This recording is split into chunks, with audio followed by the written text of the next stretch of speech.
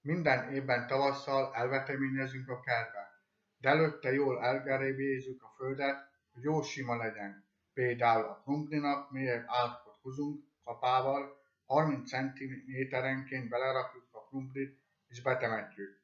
A hagymát pedig csak egyszerűen eldugdossuk a földbe, jó a kert, mert így amit megtermelünk, megehetjük.